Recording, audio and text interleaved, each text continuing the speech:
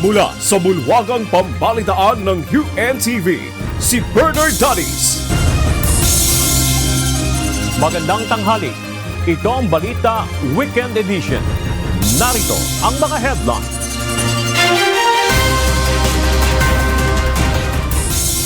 Issue ng ghost beneficiaries sa Senior High School Voucher Program ng Department of Education.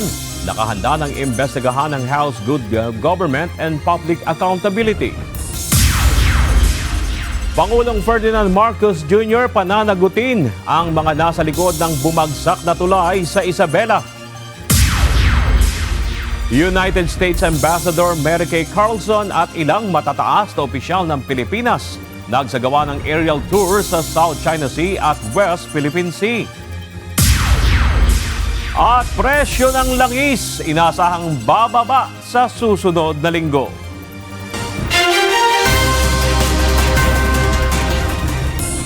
Nakahanda ang House Good Government and Public Accountability na imbestigahan ang issue ng ghost beneficiaries sa Senior High School Voucher Program ng Department of Education.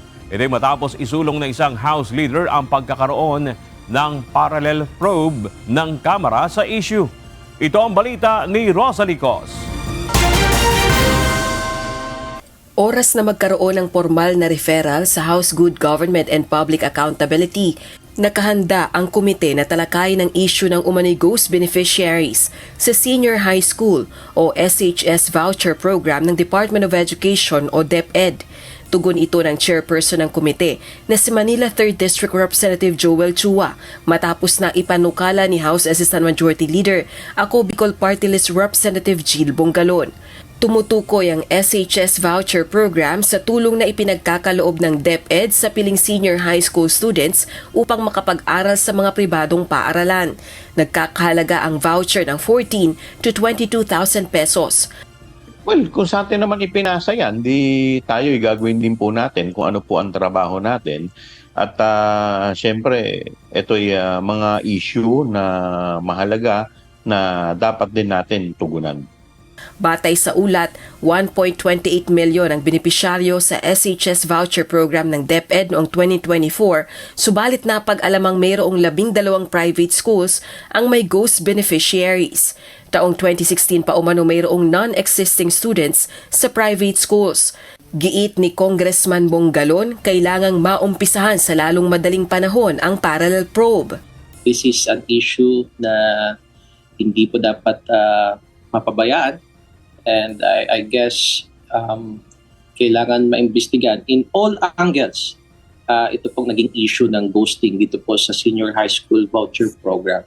Gayunman, kasalukuyang naka-break ang Kongreso at oras na mag-resume ito sa June 2, 2 linggo lang ang nalalabi sa sesyon bago ang CND adjournment.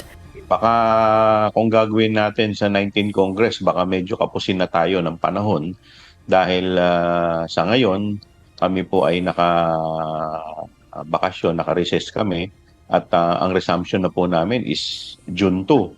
So medyo kapos na rin po siguro. But tingnan natin kung ito'y i-refer sa atin, ito'y a-action na po natin agad. Samantala, nagsasagawa na rin ng investigasyon si DepEd Secretary Sani Angara kaugnay ng ghost beneficiaries. Rosalie Cos, UNTV News and Rescue. Diyos ang aming sandigan, serbisyo publiko ang aming pinahahalagahan. Titiyakin ni Pangulong Ferdinand Marcos Jr. na may pananagutan ang mga nasa likod ng pagguho ng bagong retrofit na Santa Maria Cabagan Bridge sa Isabela. Ayon kay Presidential Communications Office o PCO Undersecretary at Palace Press Officer Claire Castro, sinabi ng Pangulo sa kanilang pag-uusap na paimbestigahan ang pagbagsak ng tulay. Nais ding malaman ng punong ehekutibo kung mayroong bahid ng korupsyon sa 1.2 billion pesos project na simulan noong November 2014 at natapos nitong February 1. Sinabi rin ni Castro na bagamat hindi ordinaryong kaso ang pagbagsak ng tulay, ay kailangan pa ring tukuyin ng pamahalaan ang tunay na sanhi ng insidente. Hindi nakakasuhan ang driver at pahinante ng dump truck na tumawid sa Kabagan Santa Maria Bridge noong gabi ng February 27, 2025. Ayon sa pamunuan ng Kabagan PNP, bagamat isa sa nakikitang dahilan ng pagguho ng bahagi ng tulay ay ang pagtawid ng dalawang dump truck, ay itinuturing pa ring biktima ang mga ito kaya't hindi nakakasuhan pa. Ang tanging pananagutin lamang ay ang flagman na nagbabantay sa lugar na ngayoy hinahanap na ng pulisya dahil sa paglabag nito sa regulasyon. Sa ngayon ay wala pang inilalabas sa pahayag ang Department of Public Works and Highways Region 2 hinggil sa dahilan ng pagguho ng bahagi ng tulay dahil kasalukuyan ang kanilang assessment.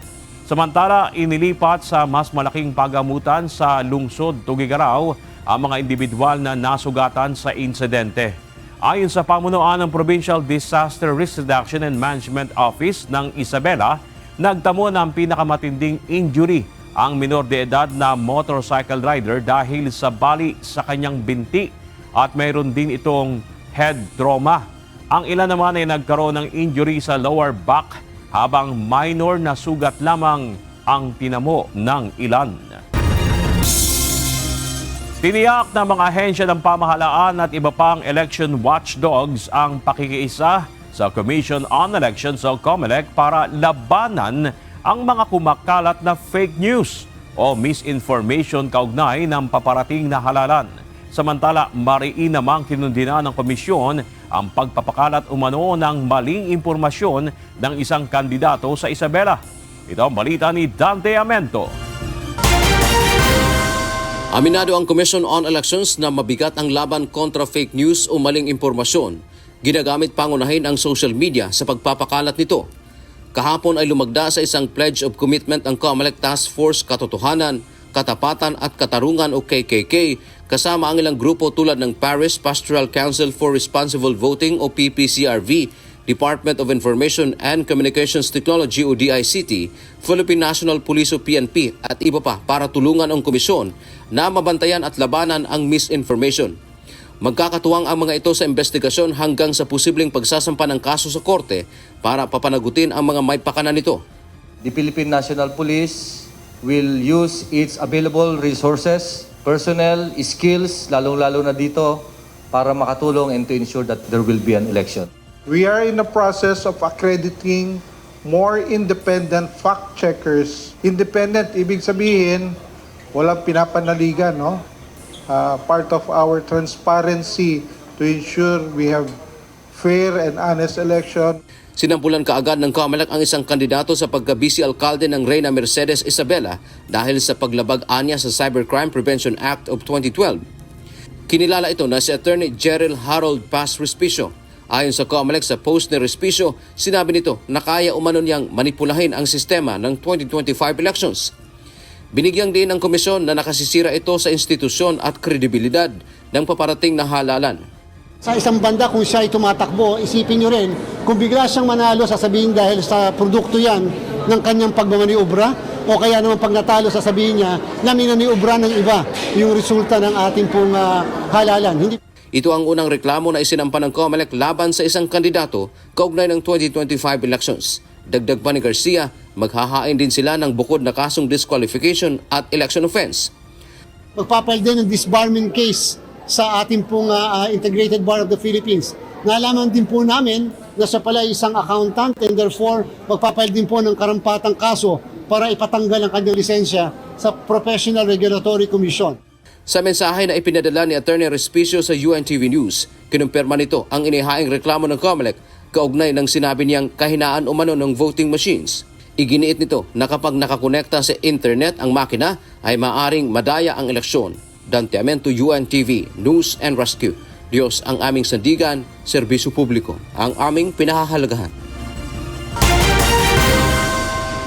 Nagsagawa ng aerial tour sa South China Sea at West Philippine Sea ang ilang matataas na opisyal ng Pilipinas kasama si United States Ambassador Mary Kay Carlson gamit ang isang American Maritime Patrol aircraft. Sa isang post sa X, sinabi ng US Ambassador na karangalan niyang makasama sa paglipad sina Executive Secretary Lucas Bersamin, Chief Justice Alexander Gesmundo, Presidential Assistant for Maritime Concerns Secretary Andres Centino at Philippine Coast Guard Commandant Admiral Ronnie Hill Gaban. Binigyan din naman ng embahada ng US na bahagi ito ng regular na ugnayan ng dalawang bansa upang talakayin ang mga isyong may kinalaman sa batas na pangkaragatan at seguridad sa rehiyon. Inaprubahan ng Toll Regulatory Board ang pagtaas ng toll sa North Luzon Expressway o NLEX na ipatutupad simula bukas, araw ng Linggo, March 2, 2025.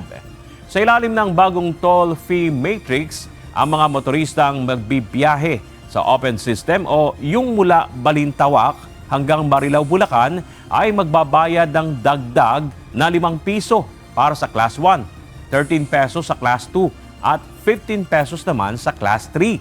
Habang para sa mga babagtasin ng kahabaan ng NLEX mula Balintawak hanggang Mabalacat, magkakaroon ng dagdag na 57 pesos sa Class 1, 142 pesos sa Class 2 at 171 pesos naman sa Class 3. Ang pagtaas ng singil ay bunga ng naantalang adjustments noong 2023 at ang dagdag na toll para sa pagtatapos ng 7.7 billion pesos Candaba 3rd Viaduct. Good news para sa mga motorista, posibleng bumaba ang presyo ng langis sa susunod na linggo.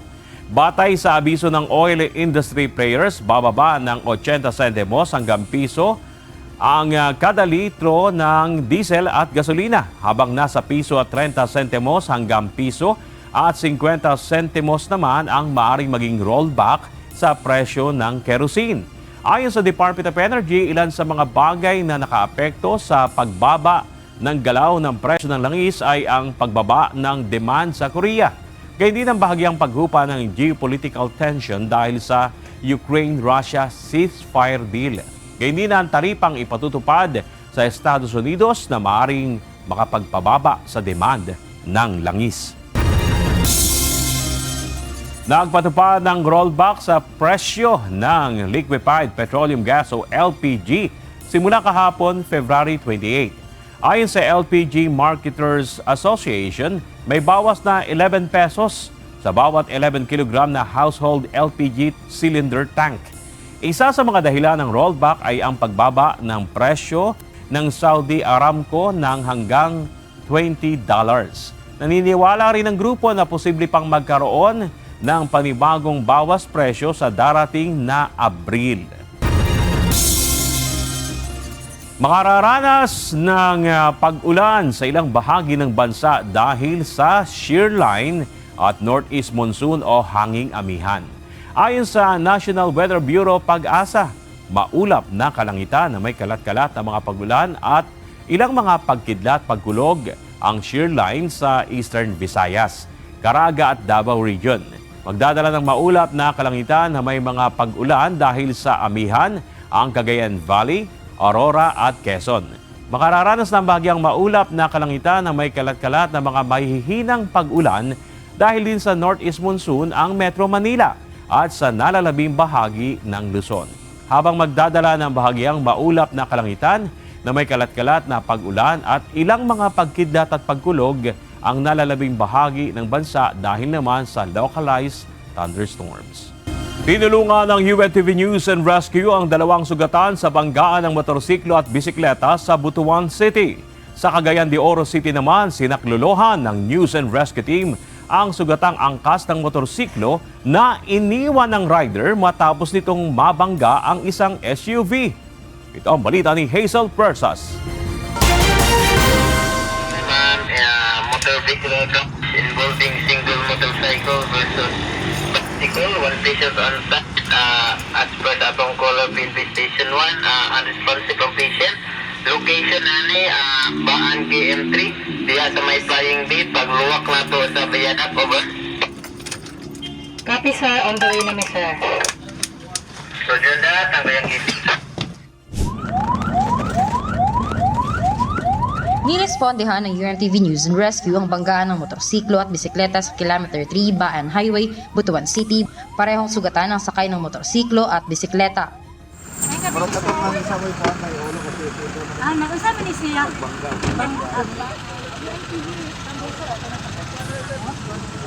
Okay lang? Asa ang pinakasakit ng subato niyo? Check ko lang sir ha? Kining amo ang dadon sa BMC sir, lalaki ni siya na siya laceration sa iyang head, sa iyang eyebrow, right side, o abrasion sa iyang other part sa iyang lawas sir. Malihog lang sir, tapos kaning isa ka pasyente po sir, na malihog ni ani madala po sa ospital mo sir. Nagtamo ng hiwa sa ulo at kanang bahagi ng kilay, hiwa sa labi at gasgas sa iba't ibang bahagi ng katawan ng 37 years old na motorcycle rider. Samantalang pananakit naman sa kaliwang balikat at gasgas sa iba't ibang bahagi ng katawan ang natamo ng 36 years old na siklista.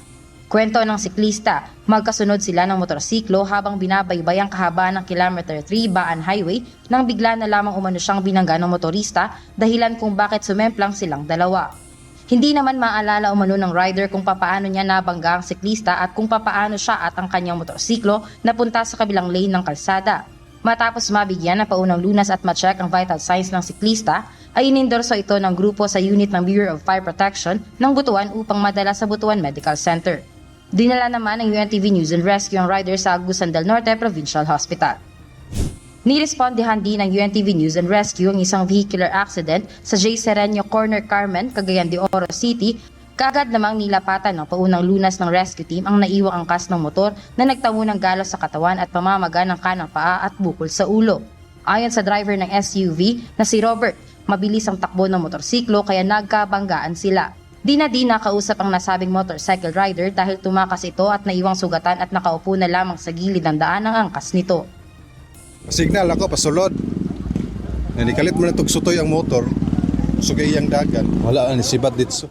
Ayon naman sa pulisya, kasalukuyan pang tinutukoy ang identity ng nasabing motorcycle rider. Negative pata karon kay matod sa driver sa Fortuner ni ikyas daw o wala na siya kawalo kung asa ni paingon. Paalala ng mga otoridad, dapat lagi tayong mag-ingat sa pagmamaneho ng sasakyan dahil hindi lang tayo ang gumagamit ng kalsada, lalo na sa mga intersection. At paalala na rin sa mga nakainom na huwag piliting magmaneho at magpahinga na lang muna sa isang lugar. Kung mag-drive ang galita og mga sakyanan, kailangan be careful kita. At the same time, dili ra kay tay gagamit sa dalan, sa pareha ni karon, intersection na portion dapat maghinay kitag dagan. O dapat mo aware pud ta sa atong kauglingan pod. Kung makainom ang galita, dapat magpabilin og pang-drive or either mo pundo lang sa isa ka lugar para makapahulay. Dinala ang pasyente sa J.R. Borja General Hospital. Hazel Ferzas, UNTV News and Rescue. Diyos ang aming sandigan, serbisyo publiko ang aming pinahahalagahan. Patuloy ang mga usapin kaugnay ng impeachment case kay Vice President Sara Duterte. Ngunit alamin natin kung ano nga ba ang mangyayari kapag nagsimula na ang paglilitis sa Senado na siyang uupong impeachment judge. Ito ang balita ni Asher Cadapan Jr. Hindi pa rin umuusad ang impeachment trial kay Vice President Sara Duterte habang nasa kamay na ng Senado ang Articles of Impeachment. Makailang ulit nang ipinaliwanag ni Senate President Francis Jesus Cordero na kailangan pang formal na buksan at aksyonan ang pag-uusap nito ng mga senador sa loob ng plenaryo. Ngunit dahil nakareses ang Kongreso simula pa February 8, target itong masimulan sa pagbabalik sesyon sa Hunyo. Habang posible ring umusad dito ng mas maaga pa kung magpapatawag ng special session si Pangulong Ferdinand Marcos Jr. na una na ring nagpahayag ng pagtutol sa pagtutuloy ng kaso. Ngunit kung magsisimula na ang impeachment trial, ano nga ba ang proseso at mga posibleng mangyari? Kung pagbabatayan ng panukalang kalendaryo ng impeachment trial na inilabas ng Senate President, sa unang araw ng pagbabalik sesyon ng Senado sa June 2, nakatakdang ipresenta ang Articles of Impeachment ng mga congressmen na tatayong prosecutor o piskal sa paglilitis. Sa parehong araw din inaasahang aaprubahan ang revised rules of procedures on impeachment trials. Isang bagay ito na nakasaad sa aming rules at sa rules ng Estados Unidos kung saan kinopya ang rules on impeachment. In other words, babasahin man lamang yung mga allegations sa plenaryo para formally ay maging parte ng records ng Senado ito. June 3 naman magko-convene o titipunin ng impeachment court at manunumpa ang mga incumbent o kasalukuyang nanunungkulang senator judges. Ngunit kung mapagkakasunduan ng mayorya, maaari na rin itong ipagpaliban at iotorisan na lang ang tagapangulo ng Senado na maglabas ng summons o pagpapatawag sa mga nasasakdal at piskalya. June 4 naman tinataya ang pag-i-issue ng summons una kay VP Sara na bibigyan ng 10 araw para tumugon na susundan ng sagot ng prosecutors sa loob din ng 10 araw. Pagkatapos nito, may 5 araw din ang nasasakdal na mag-file ng rejoinder o kontrasalaysay at karagdagang 5 araw para naman sa sagot ng piskal. Lahat ng senador ng 19th Congress ay mag-o-oath. Dahil ang termino nila ay matatapos sa June 30 pa lamang. Ano man ang mangyari dun sa 7 reeleksyonista kaugnay ng darating na eleksyon. Hindi kayang baguhin nun na ang termino nila ay hanggang June 30, 2025. Ngunit kung tatagal lang ng 10 araw ang sagutan, isusunod na ang pre-trial mula June 24 hanggang July 25 kung saan isasagawa ang iba pang kinakailangan sa impeachment trial. Nakalagay sa Rules of Court, dapat iset ang pre-trial not more than 1 month from the time the last pleading is filed by either party. So tamang-tama lang, by July 28, magre-resume na ang Kongreso. Siyempre, wala tayong magagawa sa unang araw. July 29, inaasahan namin na susumpa ang 12 bagong senador na magiging bahagi ng 20th Congress maliban dun sa unang 12 kami na sumumpa na. Hindi naman na kailangan sumumpa pang uli. At inaasahan namin na sa susunod na araw, July 30, kung yan ang mapagkakasunduan ng mayorya, ay magsisimula na ang paglilitis o presentation of evidence. Nilinaw naman ni Escudero na panukala pa lang ang kalendaryong ito na tatalakayin at pagpapasyahan pa ng Senado kapag nag-resume na ang plenaryo. Ito ay para lang anya magkaroon na ng ideya ang mga kinauukulan upang makapagtimbang habang sila ay nakarises kung ano ang gusto nila at pasya kaugnay nito. Nauna na ring inihayag ng senador na target pagbotohan ng mga impeachment judge ang hatol at matapos ang impeachment trial sa Oktubre. Asher Cadapan Jr., UNTV News and Rescue. Diyos ang aming sandigan, serbisyo publiko ang aming pinahahalagahan. Inirereklamo ngayon ng mga motorista ang anti-smoke belching operation sa Makati City. Kabilang sa mga reklamo ang bagsak na testing result kahit bago pa ang sasakyan at agad binabaklas ang plaka kahit hindi pa dumaraan sa mismong smoke belching test. Ito ang balitang JP Nunez. Naka-Euro 4 engine na pero bagsak pa rin sa anti-smoke belching checkpoint ng Makati Pollution and Control Office ang isang Hyundai H100 na ito. Ang nasabing engine ay klase ng makina na pasado sa European Emission Standard at mababa lamang ang toxic chemicals na ibinubuga. Euro 4 yung sasakyan ko, bagsak daw, sabi ng ASBO sa Makati. Bago lang ito, wala pang dalawang taon pa lang. Sa video naman ni Mac Andre Maravilla, makikita na kinuha na umano ang kanyang plaka kahit hindi pa dumaan sa smoke belching testing ang kanyang sasakyan. Dahil dito inirereklamo niya ang Anti-Smoke Belching Unit o ASBU ng Makati City. Noong sumalang-an niya siya sa anti-smoke belching checkpoint sa C5 ay kampante siya dahil bagong change oil ang kanyang L300 na sasakyan. Kaso pinababaan niya siya at ang mga tauhan ng ASBU Makati ang tumapak ng sagad sa kanyang sasakyan. Bagsak siya sa testing kaya kinailangan niyang tubusin ang kanyang plaka at napagastos siya ng nasa 4,000 piso. Dagdag na kwento ni Andre, nakaradyo na anya sa mga ASBU ang mga L300 na unit na dadaan sa checkpoint. Paborito anya ng mga ASBU Makati na parahin ang mga L300 dahil wala itong RPM gauge at tapak to the max kapag isinalang na sa testing. Sinusubukan pa ng UNTV na makakuha ng pahayag sa Makati LGU hinggil sa reklamo ng mga motorista. Ang mga anti-smoke belching operation ay isinasagawa upang mabawasan ang polusyon sa hangin na nanggagaling sa mga sasakyan na nagbubuga ng maitim na usok. Nakaayon ito sa Republic Act No. 8749 o ang Philippine Clean Air Act. JP Nunez, UNTV, News and Rescue. Diyos ang aming sandigan, serbisyo publiko ang aming pinahahalagahan. Nasunog ang isang residential area sa Barangay Longos, Malabon City kaninang umaga kasabay ng pagsisimula ng Fire Prevention Month ngayong Marso. Itinaas ng Bureau of Fire Protection ang first alarm bandang alas 7 ng umaga. Mabilis namang rumisponde ang mga fire truck at personnel ng BFP na noon ay nasa motorcade para sa pagsisimula ng kampanya laban sa sunog. Tinanggal sa pwesto si PNP Anti-Kidnapping Group Acting Director, Police Colonel Elmer Ragay, habang iniimbestigahan ang kaso ng dinukot na Chinese students sa Taguig City. Natukoy na hindi ang PNP AKG ang nagsagawa ng pagsagip sa biktima at wala ring naarestong suspect sa insidente. Ayon kay Interior Secretary John Vic Remulla, isang sindikatong may kaugnayan sa dating Pogo operations ang nasa likod ng krimen, kung saan natagpo ang patay rin ang driver ng bata sa isang sasakyan sa Bulacan.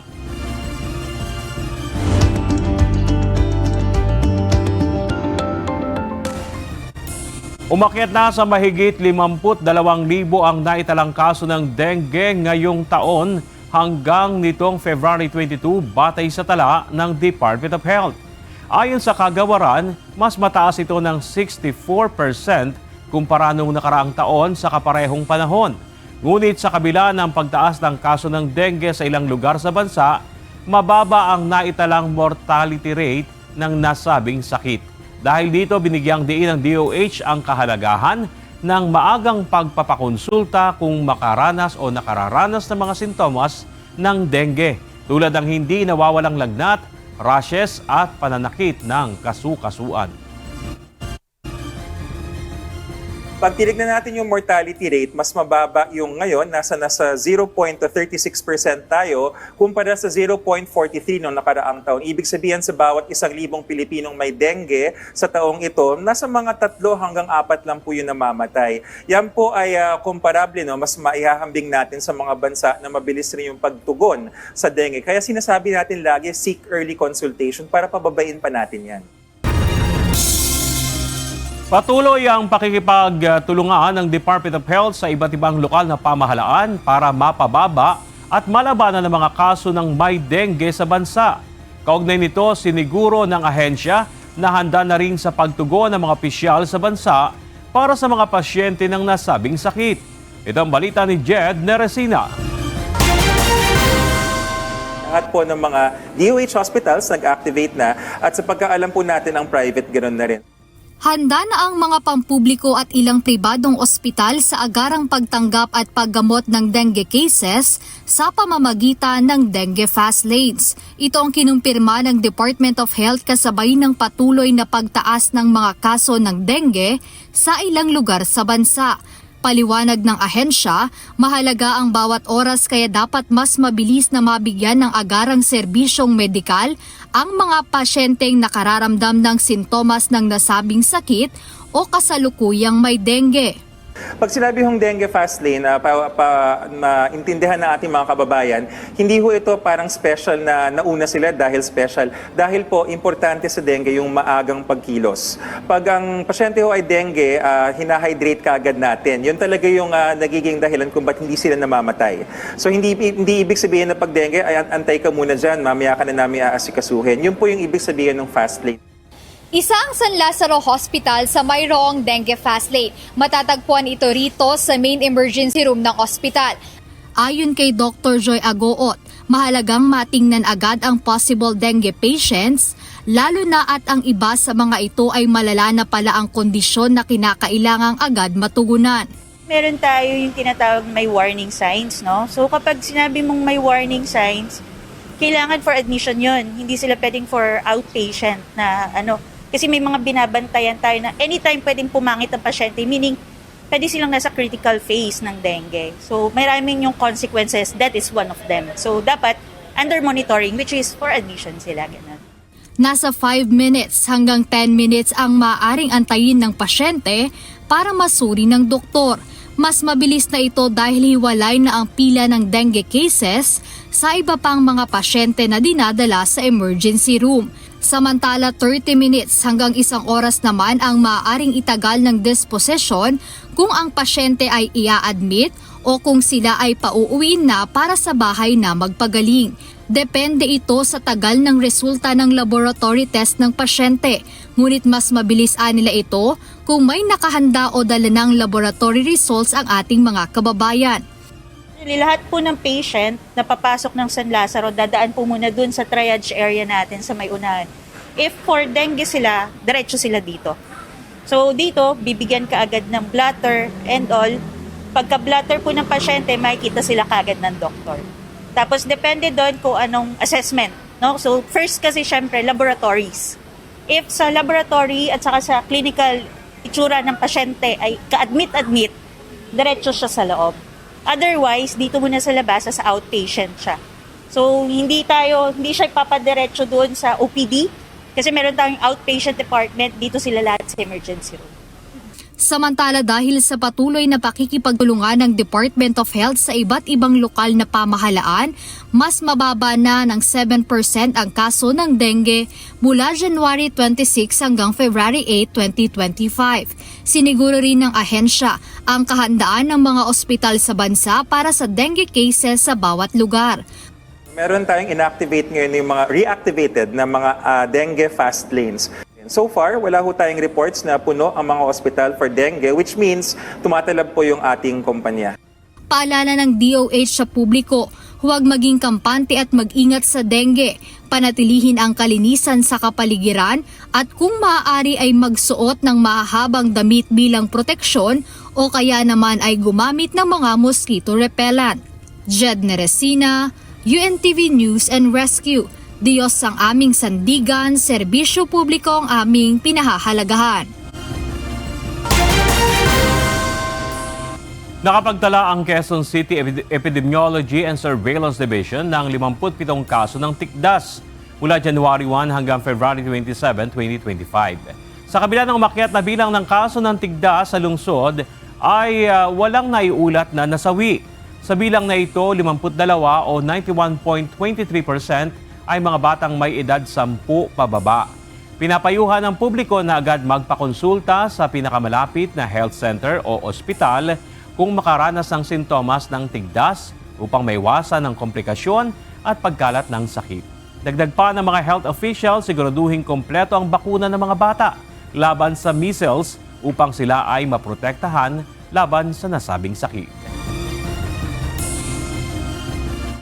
Mataas yung hawa ng measles. Bawat isang pasyenteng may measles, maaaring 12 hanggang 18, 12 to 18 yung mahawa, dumaan lang dun sa paligid. So paano makakaiwas? Una yung bakuna. Ikalawa, kung ang inyo pong anak ay merong mga pantal na pula, kaya kailangan nyo mag-consult, no? Kasi para siyang dengue, magkahawig para malaman natin lagnat, ubo, at saka yung pagbasa ng ating mata. Yung dengue, hindi nagkakaroon ng ubo yan So medyo kailangan i-consulta natin at ibukod na po ang bata kung tingin natin may ganong simptomas.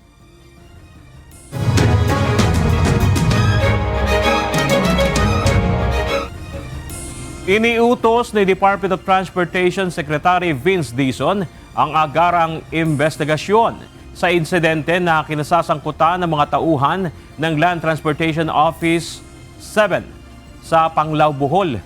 Ipinadala ng kalihim si Assistant Secretary for Road Transport Jojo Reyes ngayong araw upang mangalap ng lahat ng kailangang impormasyon at magbigay ng agarang rekomendasyon sa kalihim sa loob ng susunod na 24 na oras.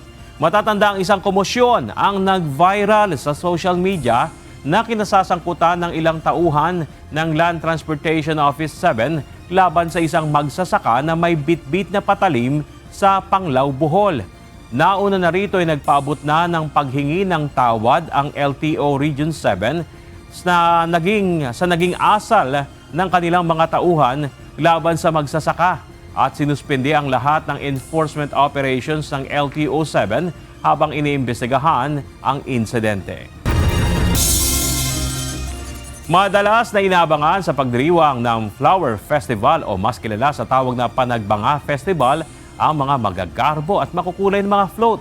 Ngunit lingid sa kalaman ng nakararami na sa likod ng bawat ipinaparadang float ay may nakaka-inspire na kwento. Ito ang balita ni Grace Doctolero.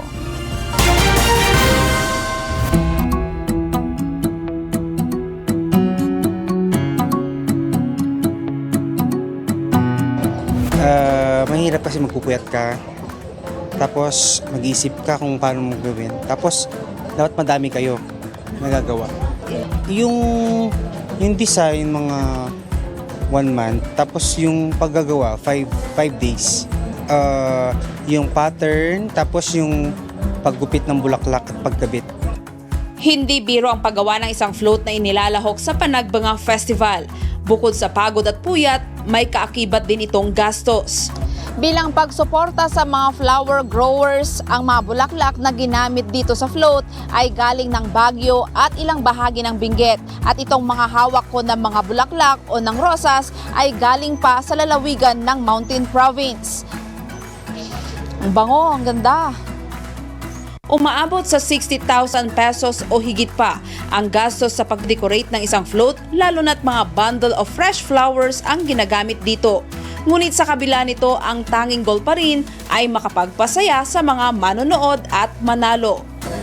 Yung mga boys namin, tulong-tulong kami, bayanihan. So, yung iba hindi na natulog. Talagang finocus nila yung pag-prepare namin sa float namin para maging maganda at masaya at mananalo kami. Ang simpleng bangka na karaniwang sinasakyan ng mga turista, nabibigyan ng panibagong anyo at ganda. Sa liit ng espasyo nito, nagawang maipasok at maipakita ang ganda ng Botanical Garden. The best 4th Panagbenga Fluvial Float Award goes to Botanical Garden by Swan Boat! Congratulations! Ito na ang ikatlong pagkakataon na nanalo sa Fluvial Parade ang Swan Boat na ito.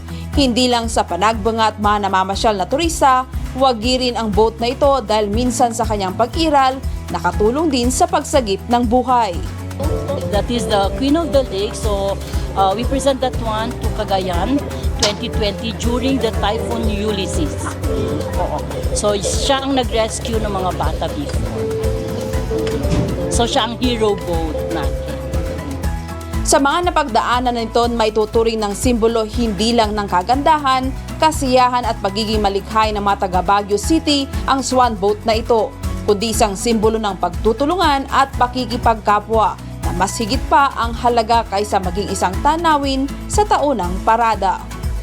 Grace Doctolero, UNTV News and Rescue. Diyos ang aming sandigan, serbisyo publiko ang aming pinahahalagahan.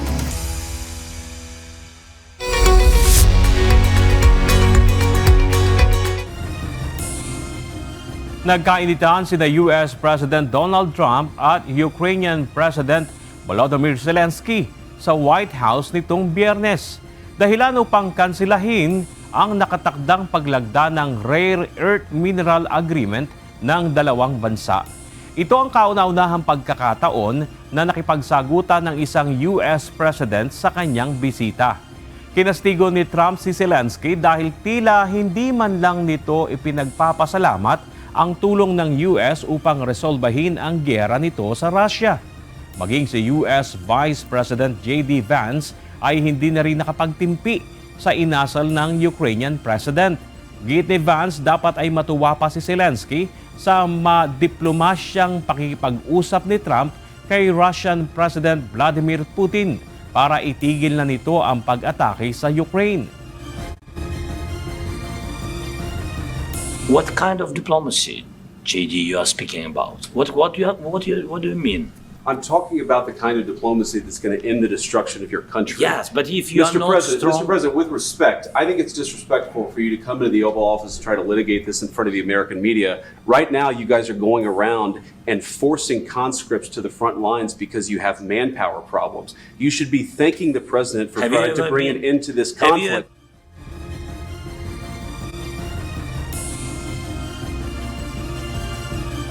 Ayon naman kay Trump, kung tutuusin ay walang laban si Zelensky sa Russia, kung hindi ito tutulungan ng US, bagay na tila hindi nito minamahalaga.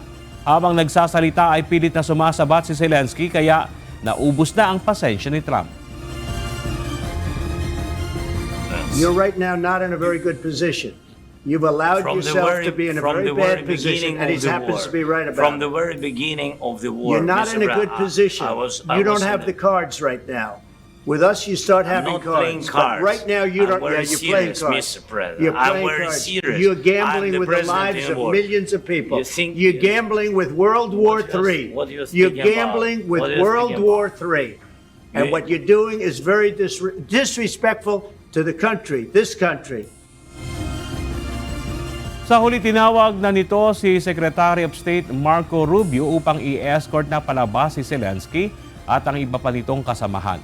Matapos ito ay naglabas ng pahayag si Trump na makababalik lamang si Zelensky sa US kapag handa na siyang makipagpayapaan.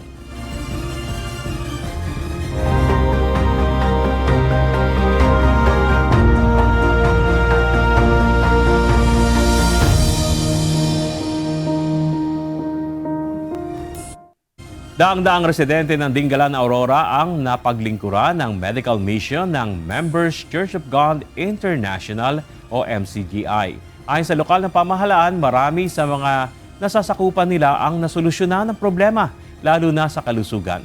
Ito ang balita ni Danny Munara.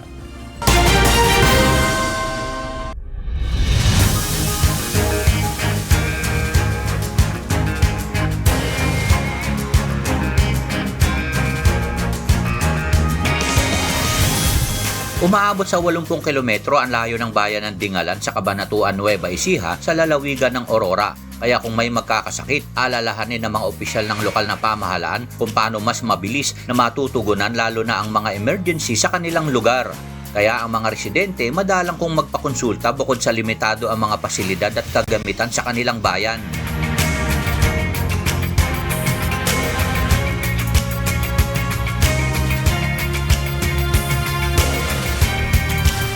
Binabati po natin ang MCGI sa napakaganda pong programa katulad po ng medical mission na ito. Alam naman po natin na sa panahong ito, hindi pa po sapat ang kapasidad ng ating pong ospital.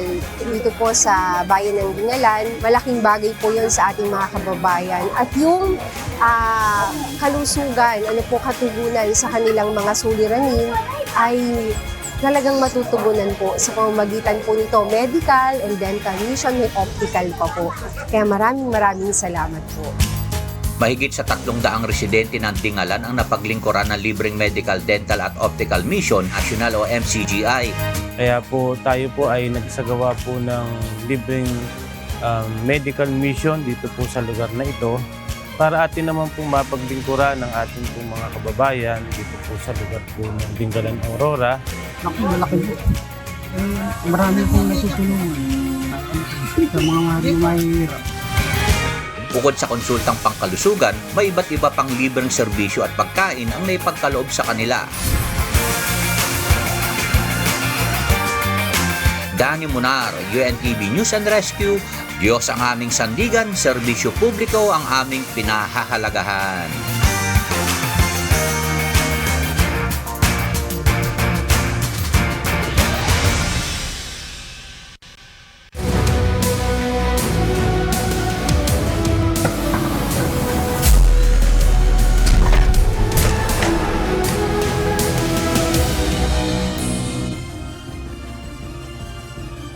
Kapwa guguhit ng kasaysayan ng dalawang koponan na magtutuo sa Game 2 ng Finals ng UNTV Cup Season 11 sa linggo.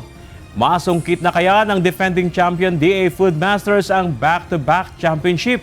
O maipersa pa ng Ombudsman Grapbusters ang do-or-die Game 3 at makuhang kanilang kauna-unahang championship title? Ito ang balita. Cole kicks it out. De Guzman for three. Got it! I'm taking it away. 3 against 1. Got my tag all the way. Yes! Querido, the extra pass. Shot for reverse. Yes! Babawi kami. And we'll come back stronger. It's win or go home para sa Season 10 third placer Ombudsman Grapbusters.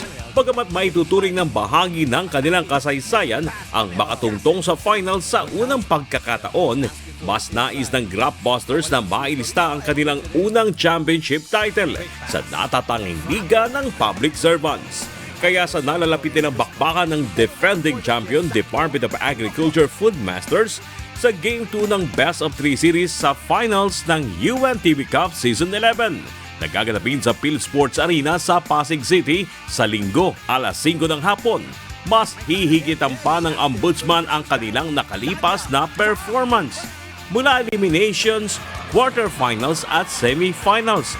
Tanging sa finals pa lang nakatikim ng unang pagkatalo ang Ombudsman ngayong season kontra sa DA. Samantalang ang DA Food Masters naman ay isang beses pa lang din natatalo ngayong season. At yan naman ay kontra sa Ombudsman noong eliminations. Aminado si Coach Danny Florano na nabigla sila sa inihandang opensa ng Food Masters, gayon din ang kanilang mahigpit na depensa. Na-surprise din kami ron sa ginawa ng DA, no? They run the floor, they execute their play, at yung mga shooters sila kumonek lahat, no? Laking factor nun, no? Big factor sa opensa ng Food Masters noong Game 1 ang ipinakain ng 9 out of 22 sa Rainbow Country, courtesy ng 4-3 ni Sian Co, 3 ni Marlon Calao at tig-isa ni EJ De Guzman at Sherwin Silva. Samantalang 4 out of 13 attempts lamang beyond the arc ang Grapbusters. Kailangan namin talagang ma-contain yung mga shooter nila. Kailangan talagang trabahuin namin ng gusto na from the start pa lang talaga. Bagamat 1 win away na lang sa pinapangarap na historic back-to-back championship title, ayaw pa rin magpakumpiyansa ng Food Masters. Malaking factor siguro yung dahil kami ang nag-champion last season. Andun pa rin yung aggressiveness namin. Pero sinasabi sa players, huwag niyo isipin tayo champion. Lagi tayong dapat gutom sa panalo. Ibang season na to, so iba kalaban. Kung mas gutom sila, dapat mas gutom tayo sa panalo. Target pa ng DA na mag-level up sa kanilang depensa, lalo na sa mga malaki ang potential na mag-step up sa Ombudsman. Tulad na lamang ni Carlo Gatmayta na pumutok ng 25 points noong Game 1 nang ma-lockdown ang main gunners ng Grapbusters. Siguro yung adjustment, yung mga ibang players nag-step up sa kalaban, kailangan din namin malimitahan. So ayun lang adjustment. Yung opensa, hindi na namin ma-adjust hanggang ayun na. Sakaling magwagi sa Game 2 ang DA, sila ang kauna-unahang makapagtatala ng back-to-back championship sa regular season ng UNTV Cup. 3 million pesos ang cash prize para sa beneficiary ng champion. 2 million pesos naman ang nakalaan sa beneficiary ng magiging runner-up team. Samantalang inaasahan namang igagawad na ang papremyo sa linggo sa mga nagwagi ng third place pababa. 1 million pesos para sa beneficiary ng third place, PhilHealth Consulta. 500,000 pesos para sa fourth place na SSS Pension Boosters.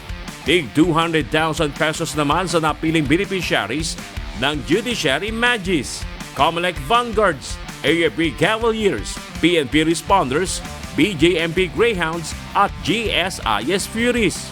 Habang tig 100,000 pesos naman sa mga beneficiary ng mga kupunan ng Senate Defenders, DNR Warriors, NHA Home Masters, DFA Emissaries at DOJ Beacons.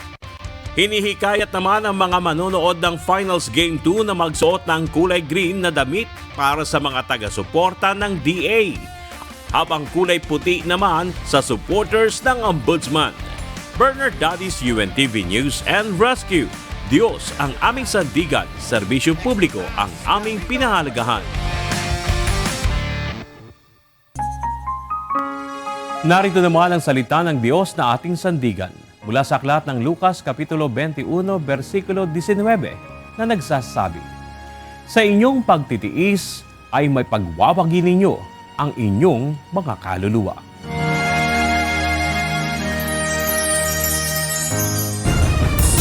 At yan ang naging kabuuan ng ating balitaan ngayong araw ng Sabado.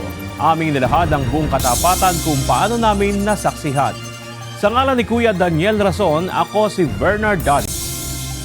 At dito sa UNTV, Diyos ang aming sandigan, serbisyo publiko ang aming pinahalagahan. Magandang hapon.